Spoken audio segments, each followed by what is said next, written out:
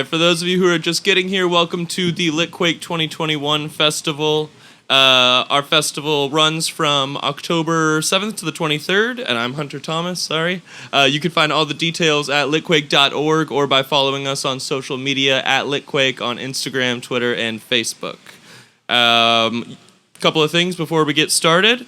Most importantly, you can support the authors today by buying their books at bookshop.org or at your friendly neighborhood independent bookstore. Or we have J.K. Fowler from Nomadic Press in the crowd today. He'll be selling books of the anthology you're about to hear readings from, so please find him and buy a book if you can.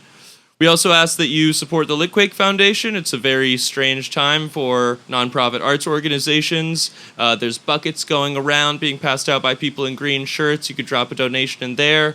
You can find us on Venmo at Litquake, and you can also go to litquake.org/donate to donate online. Don't forget to follow us on social media and also to answer those surveys that are passing around. They help us get grants, which help us do more events like this. Before we get started, I want to thank this year's sponsors: California Humanities, Craig Newmark Philanthropies, Grants for the Arts, Minor Anderson Foundation, National Endowment for the Arts of St. Joseph's Art Foundation, Yerba Buena Community Benefit District, and the Yerba Buena Gardens Festival. Let's get on with the show. The new poetry collection, Patrice Lumumba, an anthology of writers on Black liberation from Nomadic Press, collects the liberatory words of 24 authors. Explorations of contemporary colonization, the racial, physical, mental, physical abuses of power, locations of home, alternative modes of work, the health profession, and the healing powers of history. This hour features contributors to this anthology and is sponsored by MOAD and Nomadic Press. Now please welcome your MC, a poet and writer, as well as the public programs manager at the Museum of the African Diaspora, Jeneé Darden.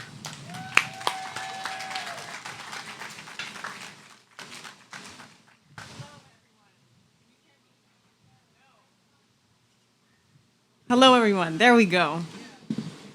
All right. Thank you, everyone, so much for being here. My name is Jeneé Darden, and I'm the Public Programs Manager at the Museum of the African Diaspora. And it's my honor to be introducing and hosting this program. MOAD is a contemporary art museum, and our exhibitions and programming inspire learning through the global lens of the African diaspora. I want to first acknowledge that we are standing on the unceded lands of the Ramaytush Ohlone people, and we thank them for their stewardship of this land in the past, present, and future. Welcome to today's program celebrating the Nomadic Press anthology, Patrice Lumumba, an anthology of writers on Black liberation. Thank you again to Litquake and Nomadic Press for co-presenting this program with MOAD, and also for the Yerba Buena Gardens Festival for providing this space. It is now my honor to introduce our readers. I'll be introducing each of them as they come up. We have 5 wonderful readers for you. The first of which is Tureeda Mikell, story medicine woman, activist for holism, hell-bent on asserting life, author of Synchronicity, a 2020 publication, and co-producer of the Patrice Lumumba Anthology 2021. Welcome, Tureeda.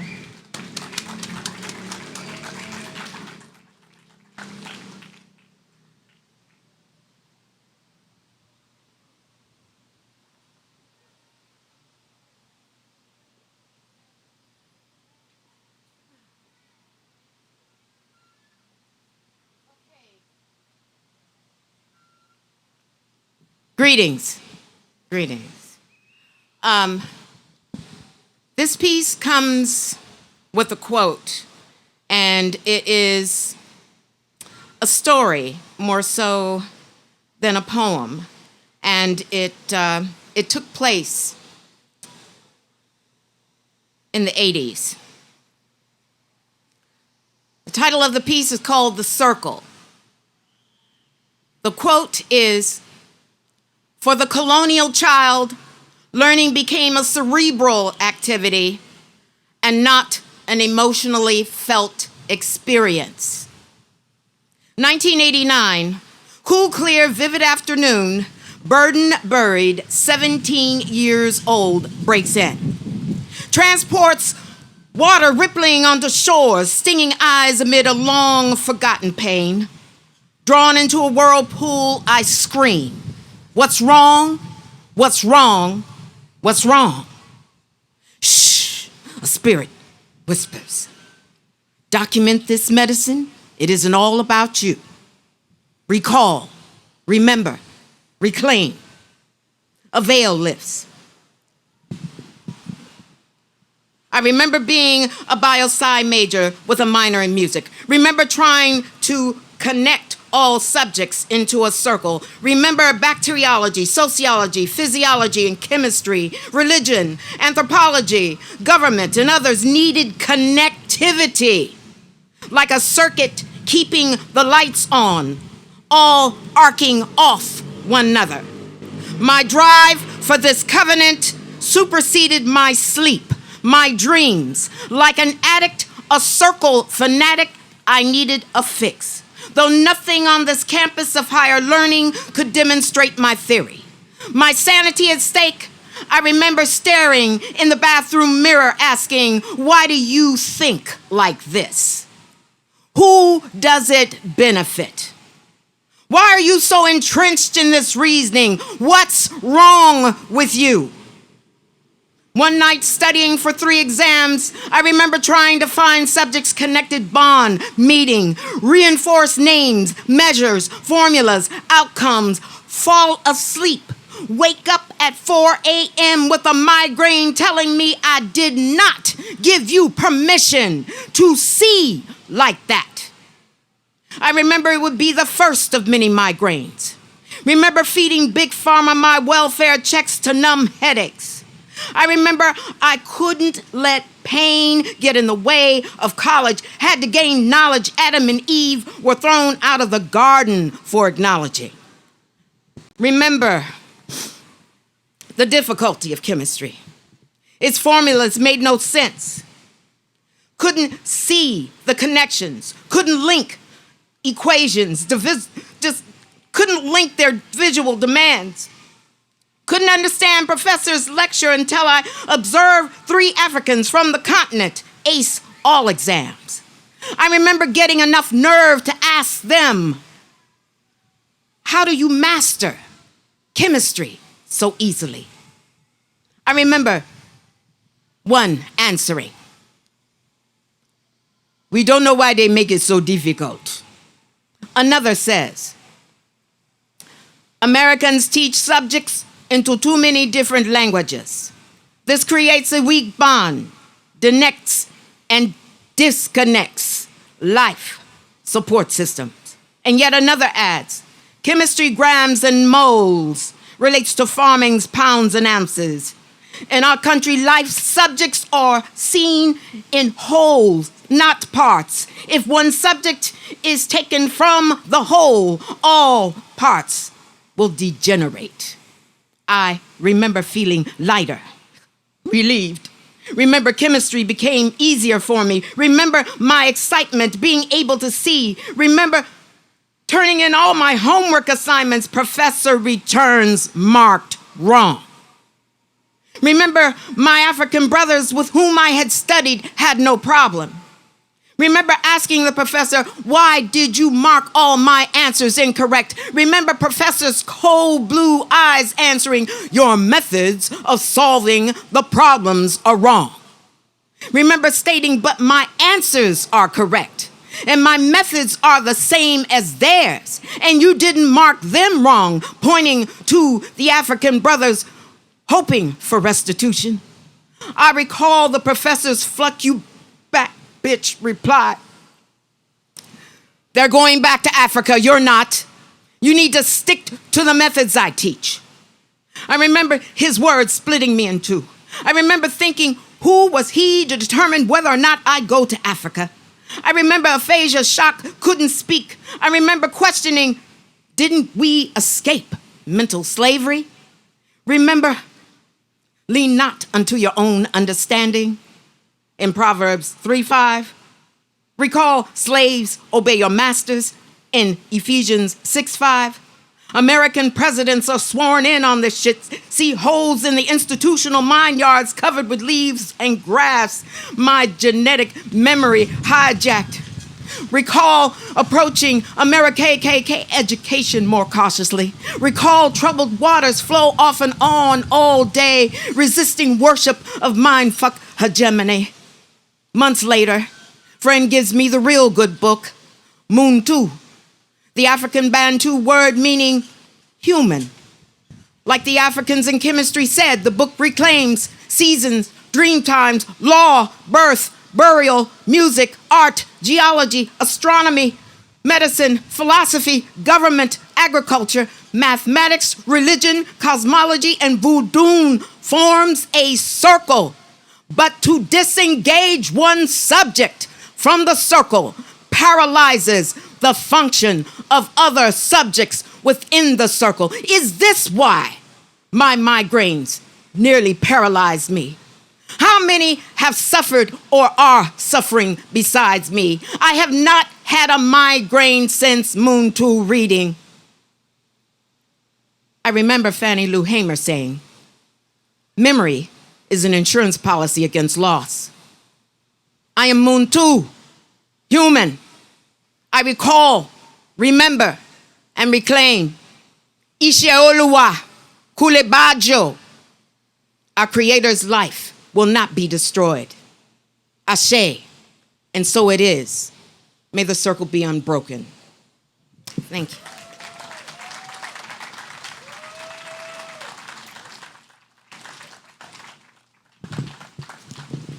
Thank you so much, Tureeda, for starting us off. It is now my honor to introduce our next reader for today.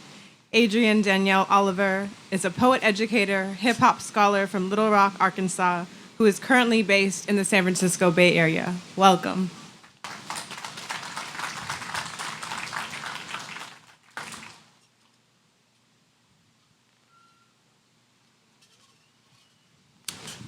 What's up, family? Gonna read a poem titled A Poem About Fibroid Tumors. The Black woman body carries Africa in her womb. And this womb remembers cargo of bodies waiting to be crucified or set free. This body remembers how the strongest cargo, knowing freedom is death, jumped and returned to the ship as angels. While the deceived with eyes adjusted to darkness, nose to the smell of despair, cultivate another strength to pray for the angels to save them. My belly carries ghosts, a returning, a watching over corpses and living bodies. I learned to shrink as an accommodation to shoulders, developing knots from squeezing closed around lungs, pumping restricted breaths. And when the white lady doctor tells me I need to have a hysterectomy, I understand that what she is telling me is, see, this white lady doctor, she don't understand how a womb crucified and stretched across the Atlantic can still commune with hope, can still bring forth life. And I listened to the white lady doctor read her intentions, her right to vote as well intended, but know that she will never understand the plight of Mother Africa to African American. Battered, terrorized, dispossessed.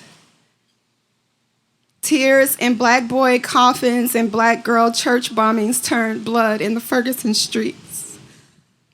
Because it's cotton picking season in Mississippi, in Alabama, Missouri, Minnesota, Georgia, Texas, and everywhere.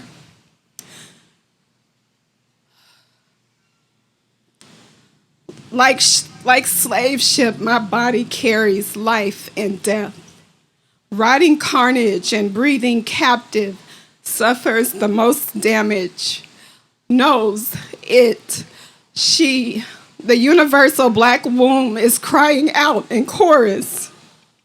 And the white lady doctor's response, after 400 years, is hurried.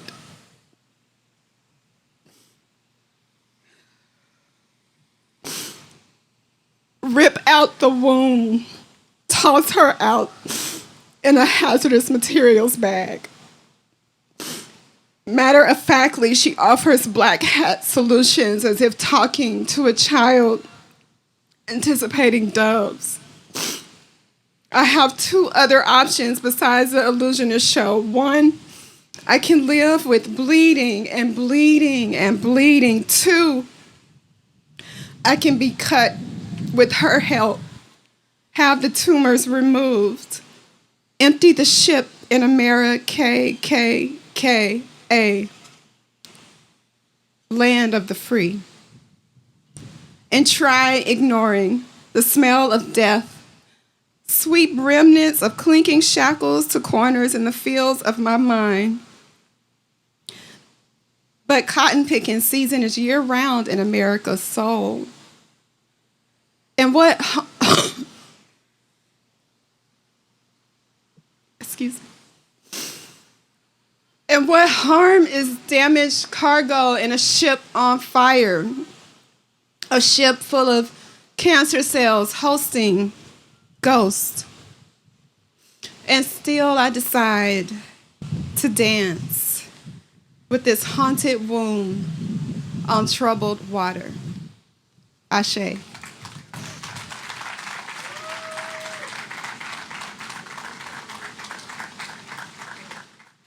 Thank you so much, Adrienne, for gracing this mic with your presence and sharing your words. Next up, I would like to introduce Brandon Logans. Brandon is very honored to be reading with everyone and grateful for you to listen to his work. Welcome, Brandon.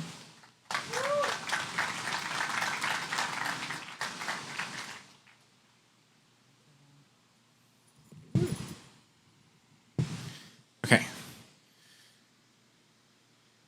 Do you remember the smell of smoke and sweet flower as a woman set fire to her lover's car on the road next to a wall of jasmine, the new moon invisible amidst the stars, the sound of water against the tub, the feeling of running but never getting anywhere, the tangerine way your heart hurt when you saw the news, whenever you saw the news, when you saw that gender revealed the fire? Do you remember when jasmine divides the woman, set on fire her love, smoke, the feeling sound running everywhere, bursting tangerine, the sun engendering haze, God meandering the cheek, salt water traveling down chin, searching for heavens, my God? Does memory remember time wrapping like jasmine vine across the throat, the lover trying to drive home through the smoke, road invisible, edges water, fall a divide between eye and horizon, the tears resting like stars against the windshield, conjuring memory, thighs tasting like tangerine and ache, wetness and wailing, consumption and consummation, God searching for the memory of you, God searching for you, God searching. Do you remember when God went searching for you? Raised the sun from the sea, reversed time, tried to find your bones before ash, before the fire, God's grief, the smoke, this tangerine ache, the sweetness of water showering the tongue, the woman spinning grace into your hair, the pang crooked across the jasmine, revealing the stars, the tub, the memory. I remember the sun setting, but not your face. I can remember the wind against my neck, the moment I would curl up in a ball and cry quietly so no one could hear me. I'm used to being asked, "How are you?" as a stopping point before someone catches their breath to carry on with the things they had to say. I remember running like wind strokes and my body feeling like my body. So naturally, in these moments of escape, I felt joy like a gazelle on the trackway, bounding across horizon lines. I have never felt like I was beautiful because the word was most used as a veiled attempt to say I was appetizing. And like food, I wasn't really asked for permission before being consumed.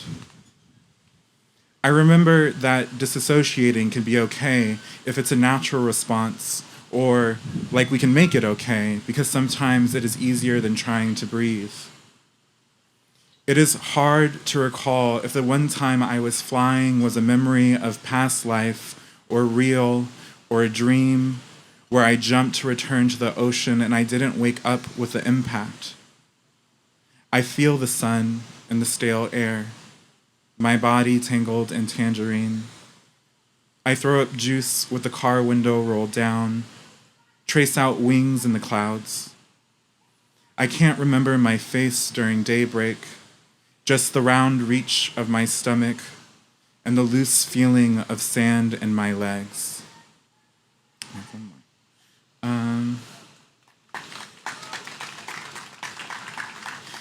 Sorry, I didn't copy this right beforehand.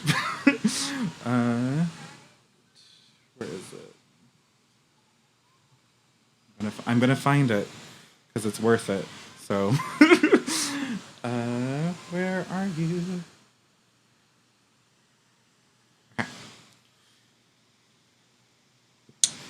I woke up, separated into grains of sand, my breath feeling like a receding wave. I appear to begin again at edge of water and bank, sensations of scattered and capsized. The sun is a moth, the sky an endless sea of silver fish.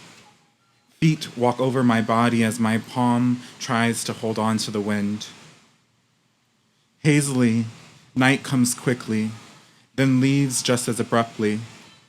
Night forgot its keys and has to commute to work. Went grocery shopping at dusk.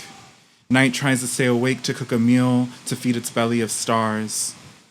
There is a dream of corpses, bodies, blood spilt along the coast. Grief hovers over the trees, a howling gust. My cheek feels the sun, and I move sluggishly in its wake. The sunrise becomes a mirror, and all I see is my bones. Then my nose before my eyes, my teeth falling out of my mouth like tears. I push wings from my stomach in an effort to fly, try to shape myself into an altar or offering of incense. But I'm stuck like gum with nowhere left to go, affixed to the soul of America. I'm a porous vase. I know happiness doesn't mean only being alive. And yet, I do not only wish to be a vessel for joy. Over time, I harden. It's a natural thing gum does. Over time, I try dreaming, but I find it hard to sleep stuck in a crevice of a death machine. Night does overtime, and night faints. It worries and dreams of how much work there is left to do, how much everything costs, including its own worth. Night wakes up in the morning when it should be asleep. Later, during twilight, night will find the need to work overtime again. I don't know how to make a home for its body, let alone my ghost.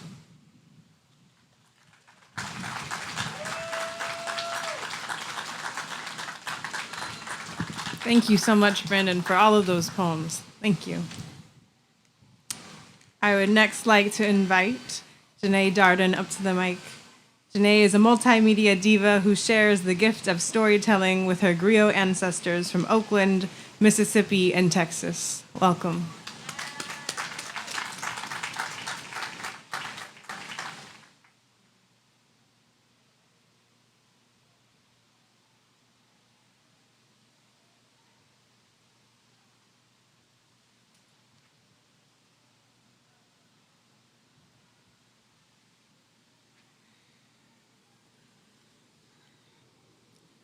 Black wings and white lies. Grandma told me strange fruit grows on our family tree. Your secret's buried in my DNA. I always felt something. Things make more sense now, yet leave me with more questions. The wise woman with the crown of gray locks told me my body is a book and I should find the answers inside. I inherited your pain and perseverance, depression and anxiety. Do we share a spirit of self-pride? I've carried you for so long. Now I see it's you, my great-grandfather, who stirs my spirit every time I step on that Fruitvale BART platform. It's you who stirred in my spirit when the white woman called the cops on the black men barbecuing. When I read the white woman confess that she lied about Emmett Till, it was you who whispered to me, "That's my story too." White lies clip black wings because they fear we can fly higher than them. I carry your doubts that change for the better is coming. I share your hope for a future where these pains stay in the past.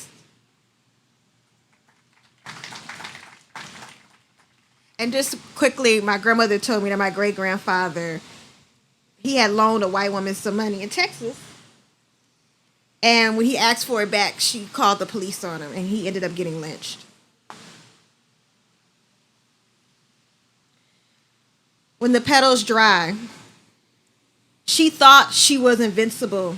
The world was just a pebble in her hand, nothing to fear, nothing could overwhelm her. She was the girl who birthed dreams in the front seat of her mama's car.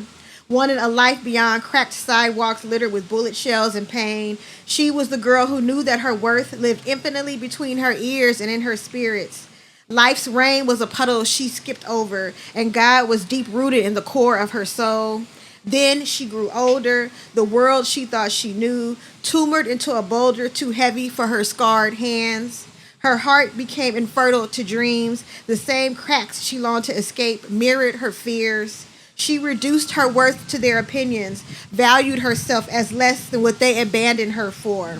Years passed. She grew, found wisdom in her tribulations, recognized her strengths, used faith to crush the boulders into gravel.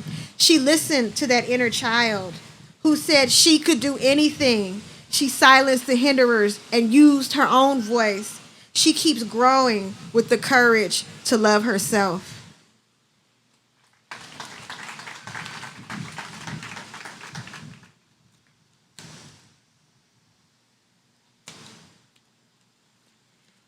And I want to thank you, Tureeda, for including me in this anthology. No shame. You aren't the only one fighting this battle. You have nothing to be ashamed of. Your diagnosis does not make you weak. You have nothing to be ashamed of. You can ask for a therapist from your own culture or race. You have nothing to be ashamed of. You can request a queer therapist. You have nothing to be ashamed of. If you don't like your therapist, get another one. You have nothing to be ashamed of. 1 in 4 people around the world live with mental health challenges. You have nothing to be ashamed of. You need more than prayer to deal with this thing. And you know what? That's okay. You have nothing to be ashamed of. Those who tell you to snap out of it, they just don't get it. You have nothing to be ashamed of. We live in a sick society that lacks compassion for people with mental illness. You have nothing to be ashamed of. There's so much going on in the world and in our personal lives. Yeah, it hurts to witness it all, but you have nothing to be ashamed of. Don't be hard on yourself. It's not easy, but it's not impossible. You have nothing to be ashamed of. There's so much more to you than your diagnosis. Honey, you have nothing, absolutely nothing to be ashamed of.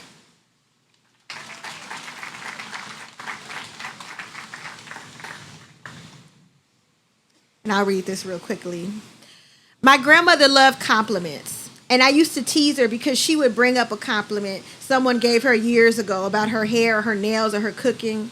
Sometimes she'd bring up the story of how I told her my elementary school teachers, of how I told her about how I would tell my elementary school teachers about how much I loved her cooking. She let compliments stick. One of her favorite compliments came from her niece at a family reunion, who called my grandmother the sexy auntie. My grandmother was in her late 60s and early 70s around then, so she ate that up.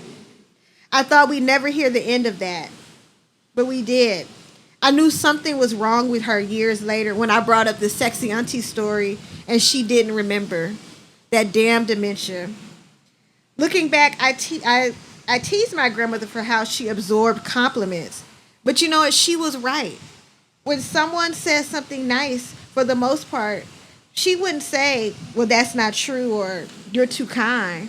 she would smile and say, well, thank you, baby. Or sometimes she said, yeah, you know what, you right, honey.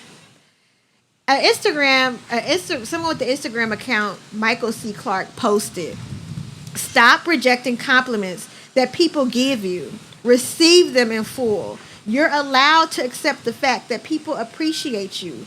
You're allowed to be treated with genuine kindness. You're allowed to love yourself. Some of us allow the negative to stick and seep into our spirits more than the positive. We replay those hurtful things someone said to us years ago. You know, we're ready to cuss out someone that disrespects us or even fight them. But when someone says, you're gifted, you're wonderful, you look good, I love what you did, thank you, we don't let that stick or seep in as deeply. Several years ago, I was covering Oprah's The Life You Want tour, and part of the tour included like this carnival thing where you got to meet personalities from her brand. And I was wearing a buttery yellow shirt with a brown jacket and animal print flats and denim jeans, and my twist out fro was just all popping. And Oprah's stylist walked up to me and said, I really like your style. And y'all know my grandmother would have been like, oh, I know, honey, or thank you. But I didn't take that page from her book. I looked shocked. And I was like, me? And then he looked shocked that I was shocked. But eventually I allowed myself to receive it as we parted ways. So I want to give you all in the audience some soul work. Try to give more weight to the compliments, to the praise. Let it soak in when someone tells you that you are amazing, that you are wonderful, that you are special, that you are helpful, that you are beautiful, that you are deserving, that you are badass, that you are fierce as hell, that you are stylish, that you are the shiznit, that you are a blessing, that there's no one like you, and that's wonderful. Hold on, receive it, absorb it, tell it to yourself. Give yourself the compliments you've been waiting for that you know are true. And if you don't know how to respond to kind words, just say, thank you.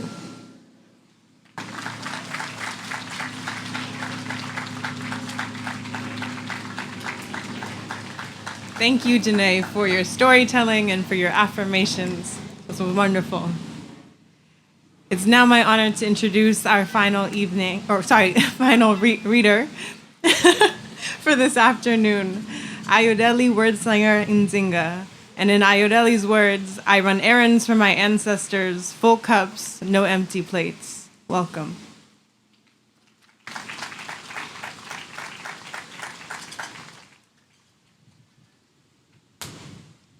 Good afternoon, San Francisco. So shall the literature continue to quake? Here we go. The closing of Jesus. I saw Jesus breakdancing on a corner in West Oakland, right before the banks came to take the black people's houses. Now that must have been a warning. He was beautiful, homeless, funky, dust flying from his dreads as he contorted himself into shapes that defied reasoning with syncopation that was undeniable, beating out the truth in the dance of the times. Jesus, diddy bop bopping, hyphy, breaking, crunkly, popping, locks, moonwalking, juking his joints, sliding electrically to the Holy Ghost, dancing on the corner of Pine and 11th. Facing the old train station. It ain't there no more. Condos. Or the freeway that roars like an ocean at night, early morning, making music with beeping trucks of waste at the space where the old center of the world collided with the end of the world. Recycling the used to make way for the shiny and new between lines of hungry children marching single file to free breakfast, lunch programs, or maybe he was on the corner that Newton died on, dancing while parents search for work that can't be found, pack up houses after being baptized with balloons full of piss water tossed by colonial goons, to be reborn, drowning underwater, landless with Jesus. Sea walking on the corner of 14th and Willow, under the mural, before lying down in the middle of the street on the yellow line. Now that must have been a sign, but didn't nobody see it. I saw it. In the middle of the day, he rising off the asphalt, Jesus, barefoot, dancing, near the recycling center. It's closed now, shut down, because it fed the unwashed, pushing carts full of waste from the shiny and the new. Now, Jesus best not dance there no more. I wonder what happened to dancing Jesus. There must have been a message, but ain't nobody hear it. As the trucks left with the people and the dreams, leaving me to wonder, where is Jesus dancing now?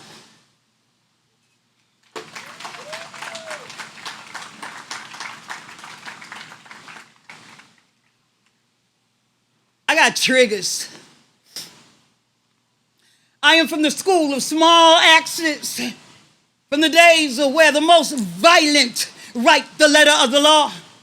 The law, often a faithless mistress, combines to chalk line the boundaries of my life, often forgetting who pushed who first, or dismissing it, complicit in the minefield of my life, enabling the infamous in black robes, white robes, sometimes scarlet robes over Brooks Brothers suits, all the same in their effect to stones the builder rejects, tethered in halls of injustice after being dismissed, after planting, growing, pouring the foundation to this crooked house outside which I sit, fully loaded, rife with triggers, explosive in the conjured myth,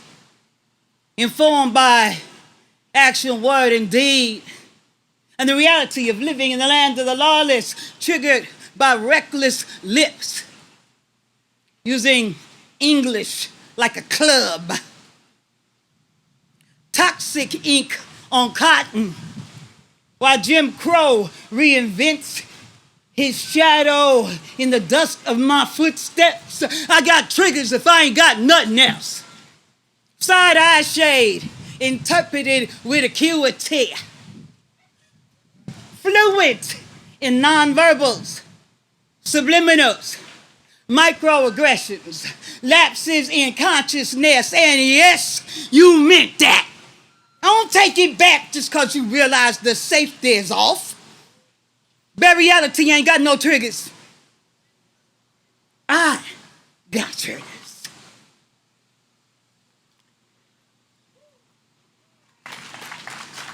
I smell the call. I will answer it. I will serve you your nightmare without hesitation. I have risen, not forgotten. We can get low. I know the steps. I wrote some of the songs. You sure you won't sing along? I got triggers. We'll pull, believe that. I send you to meet your maker before I let you send me to meet mine. I got triggers. See, I'm a retired slave. I've been unruly. I was never suited for oppression, so I stood up. You can't ride my back. You try to put me on my knees, you're gonna find that I squeeze. I'm gonna blow you smooth back to where you come from. Have you scratching your life with your good hand, wondering what come next? I decipher intention in word, deed, and text. I be on the lookout for nappy nets. I am easily vexed. Don't test. I got triggers. Lions and gorillas here, riding in the storm, fully loaded, rife with triggers. So if you come for me, I'm gonna answer the door. If you don't want war, what you pull up for? Reciprocity is a religion. You catch me wrong, I serve for what I've been given. I got triggers.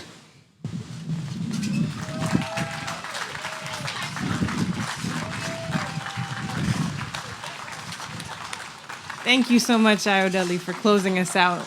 Thank you. And please give another round of applause to all of our readers today.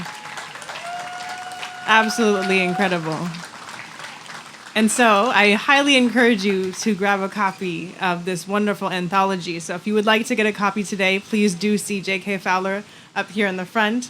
We also have copies available on Moad's online store. So please support these writers, support our local publishers. Thank you again to Litquake and Nomadic Press for co-hosting this program with us. And finally, I'm very excited to announce that Moad will be reopening to the public this week. This is our first time reopening since last March, so we're very excited to open our doors to the community. We'll have a member preview day this Wednesday, the 20th, with our public opening day being Thursday, the 21st, and a free community day on Saturday, the 23rd. So I invite everyone to please come attend our new exhibitions, and we look forward to seeing you. Thank you.